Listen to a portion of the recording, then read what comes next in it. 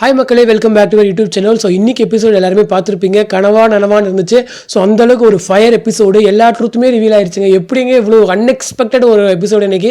So என்ன நடந்துச்சு அப்படின்னா, முத்துவும் மீனாவும் போயிட்டுருக்காங்க. ஸோ முத்து வந்துட்டு இது மாதிரி நீ வீட்டுக்கு போ அப்படின்னு சொல்கிறாங்க. பட் உடனே வந்து கார் சவாரி வர்றதால நீ இது மாதிரி பணத்தை கட்டிட்டு அதுக்கப்புறம் வீட்டுக்கு போன்னு சொல்லிட்டு முத்து சொல்லிட்டு போயிடுறாரு. ஸோ மீனா வந்து பணத்தை கட்ட போகிறாங்க.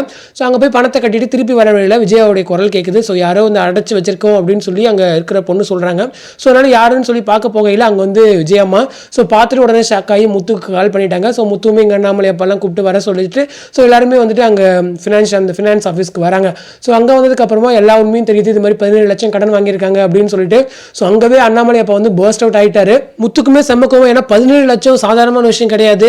ஆல்ரெடி வந்து 27 லட்சத்தை ஏமாத்திட்டு ஓடியாச்சு ஜீவா சைட்லேருந்து. அதுக்கப்புறம் 1 லட்சம் இங்கே பணமும் திட்டு போயிருச்சு. ஸோ இங்கே ஒரு 17 லட்சம் சொல்லும்போது மொத்தமாக 45 லட்சம் கிட்ட போயிருக்கு.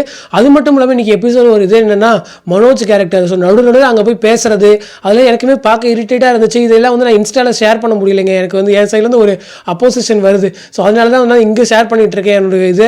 ஸோ அந்த கேரக்டர் வேறு ஒரு பக்கம். இன்றைக்கி எபிசோட்ஸ் பார்க்கையில் அவ்வளோ ஒரு என்ஜாய்மெண்ட்டாக இருந்துச்சு. ரொம்ப ஃபயர் எபிசோட்ஸ்.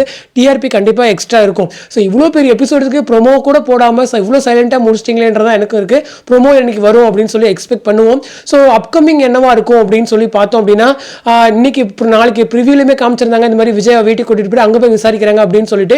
ஸோ இவ்வளோ தூரம் வந்து 17 லட்சம் கடன் வாங்கின ட்ரூத் வந்து ரிவீல் ஆயிருக்கு அப்படின்னு சொல்லும்போது, அந்த 17 லட்சத்தை வாங்கி யார்கிட்ட கொடுத்தாங்க அப்படிங்கிறதும் கண்டிப்பாக ரிவீல் ஆகிடும். ஸோ வெகிட்ட நான் நம்பவே முடியாது.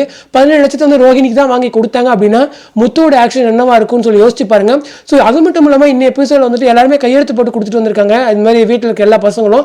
ஸோ இதுக்கெல்லாம் எதுக்கு முத்துவும் பொறுப்பேற்றுக்கணும் அப்படின்ற மாதிரி தான் இருக்குது. ஸோ தொடர்ந்து ஒரு பண இஷ்யூஸே வந்துட்டு இருக்கு அப்படின்னு சொல்லும்போது கண்டிப்பாக இந்த ஒரு ட்ராக், அதாவது இந்த ட்ரூத் ரிவீல் வந்து ஒரு பெரிய இம்பாக்ட் வந்து கிரியேட் பண்ணும். ஸோ வெயிட் பண்ணி தான் பார்க்கணும். ஸோ அந்த 17 லட்சத்துக்கான பொறுப்பு யாரு, ஸோ அதுக்கான கடன் வந்து அடைக்கிறாங்களா, ஸோ ரோஹினி தான் இதுக்கு முக்கிய காரணம் அப்படின்னு தெரிஞ்சால் ரோஹினி சைட்லேருந்து எந்த மாதிரி முத்துவோட கேரக்டர் டர்ன் ஆக போகுது அப்படின்னு சொல்லிட்டு ஸோ வெயிட் பண்ணி பார்ப்போம். எது எப்படி இருந்தாலும் இன்னும் எபிசோட் வந்து ஃபயராக இருக்குது. என்ஜாய் பண்ணுங்க.